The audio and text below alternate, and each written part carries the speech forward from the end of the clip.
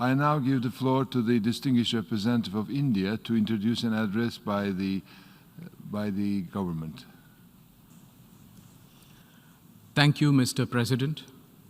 Excellencies, it is my singular honor to introduce the pre-recorded address of the Honorable Prime Minister of India, Shri Narendra Modi.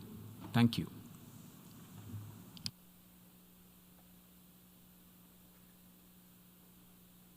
अध्यक्ष महोदय, संयुक्त राष्ट्र की 75वीं वर्षगांठ पर मैं भारत के 130 करोड़ से ज्यादा लोगों की तरफ से प्रत्येक सदस्य देश को बहुत बहुत बधाई देता हूं। भारत को इस बात का बहुत गर्व है कि वो संयुक्त राष्ट्र के संस्थापक देशों में से एक है। आज के इस ऐतिहासिक अवसर पर मैं आप सभी के सामने भारत के 130 करोड़ लोगों की भावनाएं इस वैश्विक मंच पर साझा करने आया हूं। अध्यक्ष महोदय, 1945 की दुनिया निश्चित तौर पर आज से बहुत अलग थी। पूरा वैश्विक माहौल, साधन, संसाधन, समस्याएं, समाधान सब कुछ भिन्न थे। ऐसे में विश्व कल्याण की भावना के साथ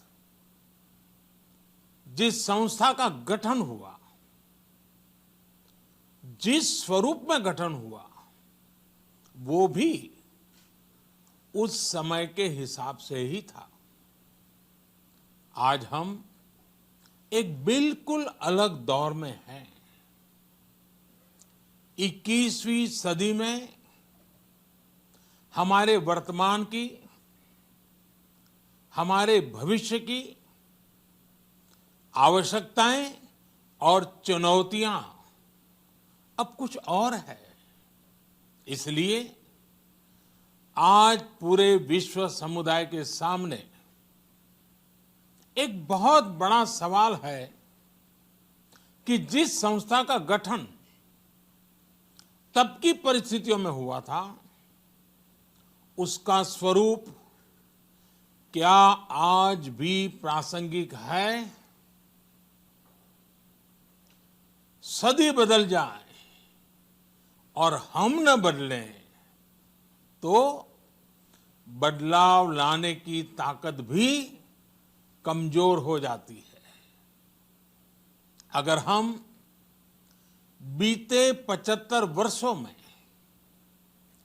संयुक्त राष्ट्र की उपलब्धियों का मूल्यांकन करें तो अनेक उपलब्धियां दिखाई देती हैं, लेकिन इसके साथ ही अनेक ऐसे उदाहरण भी हैं जो संयुक्त राष्ट्र के सामने गंभीर आत्ममंथन की आवश्यकता खड़ी करते हैं।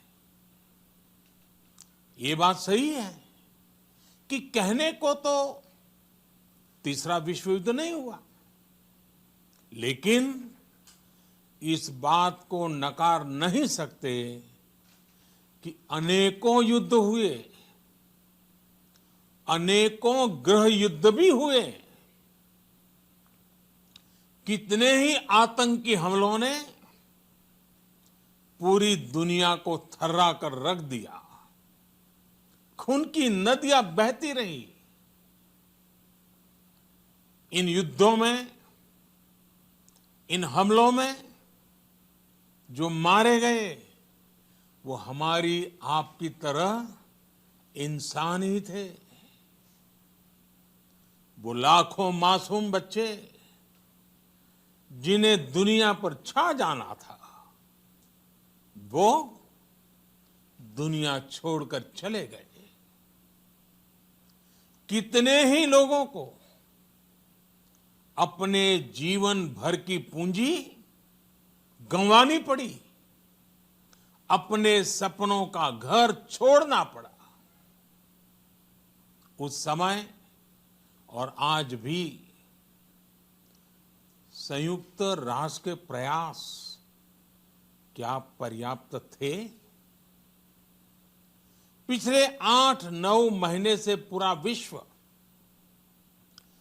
कोरोना वैश्विक महामारी से संघर्ष कर रहा है। इस वैश्विक महामारी से निपटने के प्रयासों में संयुक्त राष्ट्र कहां है? एक प्रभावशाली रिस्पांस कहां है? अध्यक्ष महोदय, संयुक्त राष्ट्र की प्रतिक्रियाओं में बदलाव, व्यवस्थाओं में बदलाव, स्वरूप में बदलाव आज समय की मांग है। संयुक्त राष्ट्र का भारत में जो सम्मान है, भारत के 130 करोड़ से ज्यादा लोगों का इस वैश्विक संस्था पर जो अटूट विश्वास है, वो आपको बहुत कम देशों में मिलेगा। लेकिन ये भी उतनी ही बड़ी सच्चाई है कि भारत के लोग संयुक्त राष्ट्र के रिफॉर्म को लेकर जो प्रोसेस चल रहा है, उसके पूरा होने का बहुत लंबे समय से इंतजार कर रहे हैं। आज भारत के लोग चिंतित हैं कि क्या ये प्रोसेस कभी एक लॉजिकल एंड तक पहुंच पाएगा? आखिर कब तक भारत को संयुक्त राष्ट्र के डिसीजन मेकिंग स्ट्रक्चर से अलग रखा जाएगा? एक ऐसा देश जो दुनिया का सबसे बड़ा लोकतंत्र है, एक ऐसा देश जहां विश्व की 18% से ज्यादा जनसंख्या रहती है, एक ऐसा देश जहां सैकड़ों भाषाएं हैं, सैकड़ों बोलियां हैं, अनेकों पंथ हैं, अनेकों विचारधारा हैं, जिस देश ने सैकड़ों वर्षों तक वैश्विक अर्थव्यवस्था का नेतृत्व करने और सैकड़ों वर्षों की गुलामी दोनों को जिया है। अध्यक्ष महोदय, जब हम मजबूत थे तो दुनिया को कभी सताया नहीं। जब हम मजबूर थे तो दुनिया पर कभी बोझ नहीं बने। अध्यक्ष महोदय, जिस देश में हो रहे परिवर्तनों का प्रभाव दुनिया के बहुत बड़े हिस्से पर पड़ता है, उस देश को आखिर कब तक इंतजार करना पड़ेगा? अध्यक्ष महोदय, संयुक्त राष्ट्र जिन आदर्शों के साथ स्थापित हुआ था और भारत की मूल दार्शनिक सोच बहुत मिलती जुलती है, अलग नहीं है। संयुक्त राष्ट्र के इसी हॉल में ये शब्द अनेकों बार गूंजा है, वसुधैव कुटुंबकम। हम पूरे विश्व को एक परिवार मानते हैं। यह हमारी संस्कृति, संस्कार और सोच का हिस्सा है। संयुक्त राष्ट्र में भी भारत ने हमेशा विश्व कल्याण को ही प्राथमिकता दी है। भारत वो देश है जिसने शांति की स्थापना के लिए लगभग 50 पीस कीपिंग मिशंस में अपने जांबाज सैनिक भेजे। भारत वो देश है जिसने शांति की स्थापना में सबसे ज्यादा अपने वीर सैनिकों को खोया है।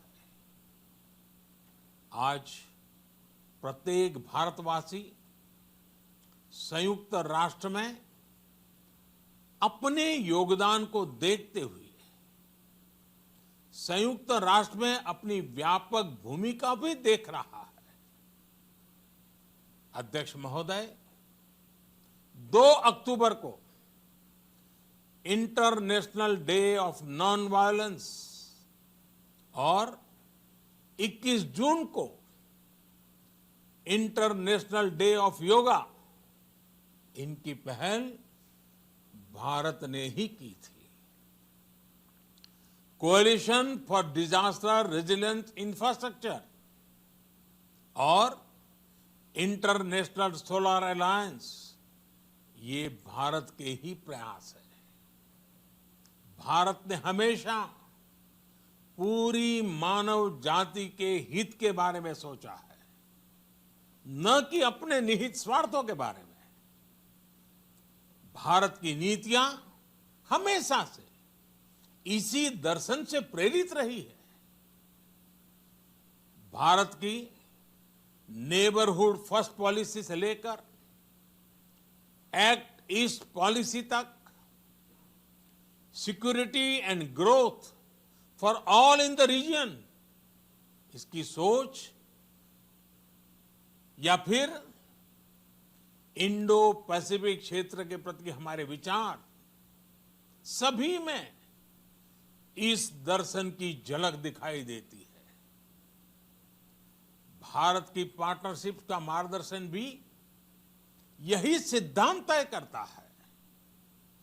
भारत जब किसी से दोस्ती का हाथ बढ़ाता है तो वो किसी तीसरे के खिलाफ नहीं होती।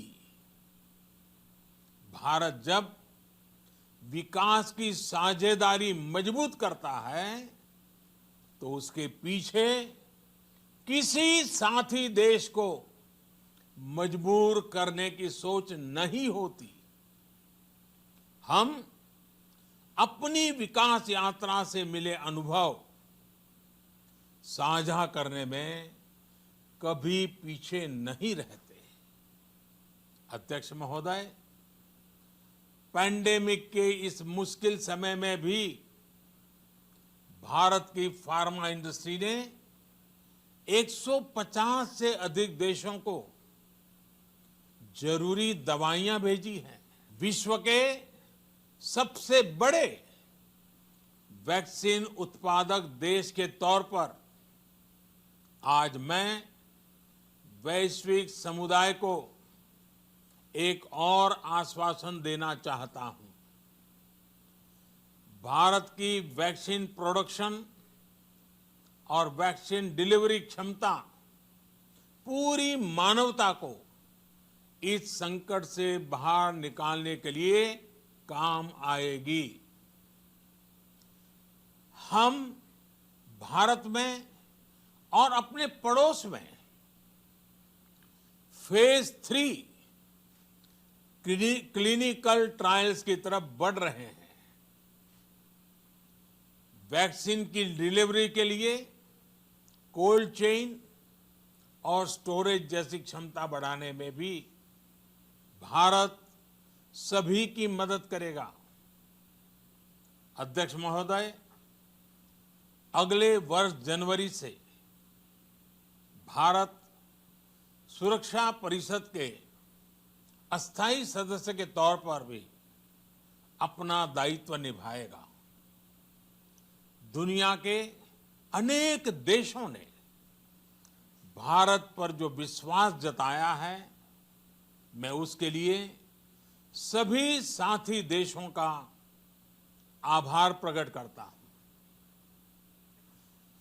विश्व के सबसे बड़े लोकतंत्र होने की प्रतिष्ठा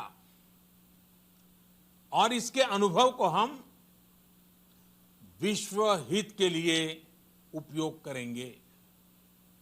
हमारा मार्ग जन कल्याण से जग कल्याण का है। भारत की आवाज हमेशा शांति, सुरक्षा और समृद्धि के लिए उठेगी। भारत की आवाज मानवता, मानव जाति और मानवीय मूल्यों के दुश्मन आतंकवाद, अवैध हथियारों की तस्करी, ड्रग्स, मनी लॉन्ड्रिंग के खिलाफ उठेगी। भारत की सांस्कृतिक धरोहर, संस्कार, हजारों वर्षों के अनुभव हमेशा विकासशील देशों को ताकत देंगे। भारत के अनुभव, भारत की उतार चढ़ाव से भरी विकास यात्रा विश्व कल्याण के मार्ग को मजबूत करेगी। अध्यक्ष महोदय, बीते कुछ वर्षों में रिफॉर्म, परफॉर्म, ट्रांसफॉर्म इस मंत्र के साथ भारत ने करोड़ों भारतीयों के जीवन में बड़े बदलाव लाने का काम किया है। यह अनुभव विश्व के बहुत से देशों के लिए उतने ही उपयोगी हैं जितने हमारे लिए। सिर्फ 4-5 साल में 400 मिलियन से ज्यादा लोगों को बैंकिंग सिस्टम से जोड़ना आसान नहीं था, लेकिन भारत ने ये करके दिखाया। सिर्फ 4-5 साल में 600 मिलियन लोगों को ओपन डेफिकेशन से मुक्त करना आसान नहीं था, लेकिन भारत ने ये करके दिखाया। सिर्फ 2-3 साल में 500 मिलियन से ज्यादा लोगों को मुफ्त इलाज की सुविधा से जोड़ना आसान नहीं था, लेकिन भारत ने ये करके दिखाया। आज भारत डिजिटल ट्रांजैक्शन के मामले में दुनिया के अग्रणी देशों में है। आज भारत अपने करोड़ों नागरिकों को डिजिटल एक्सेस देकर एम्पावरमेंट और ट्रांसपेरेंसी सुनिश्चित कर रहा है। आज भारत वर्ष 2025 तक अपने प्रत्येक नागरिक को टीबी से मुक्त करने के लिए बहुत बड़ा अभियान चला रहा है।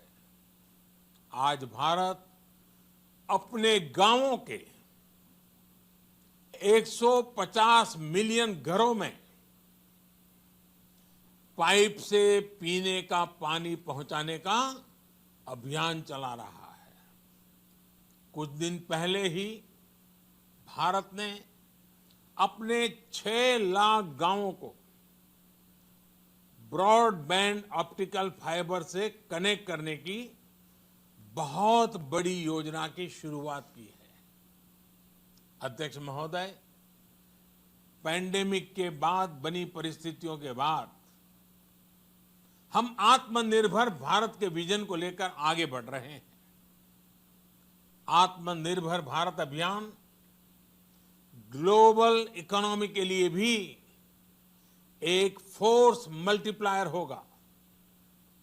भारत में आज ये सुनिश्चित किया जा रहा है कि सभी योजनाओं का लाभ बिना किसी भेदभाव प्रत्येक नागरिक तक पहुंचे।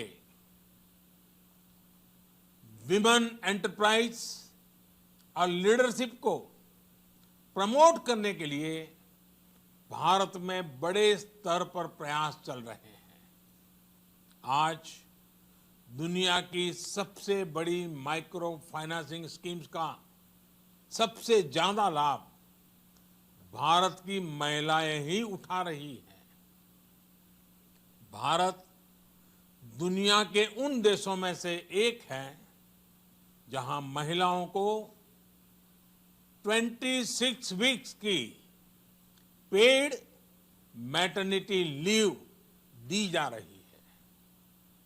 भारत में ट्रांसजेंडर्स के अधिकारों को सुरक्षा देने के लिए भी कानूनी सुधार दिए गए हैं। अध्यक्ष महोदय, भारत विश्व से सीखते हुए, विश्व को अपने अनुभव बांटते हुए आगे बढ़ना चाहता है। मुझे विश्वास है कि अपने 75वें वर्ष में संयुक्त राष्ट्र और सदस्य सभी देश इस महान संस्था की प्रासंगिकता बनाए रखने के लिए और प्रतिबद्ध होकर काम करेंगे। संयुक्त राष्ट्र में संतुलन और संयुक्त राष्ट्र का सशक्तिकरण विश्व कल्याण के लिए उतना ही अनिवार्य है। आइए संयुक्त राष्ट्र के 75वें वर्ष पर हम सब मिलकर अपने आप को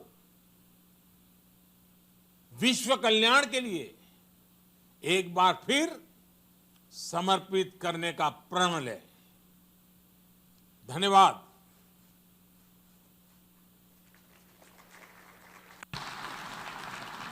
On behalf of the General Assembly, I wish to thank the Prime Minister of the Republic of India for the statement just made.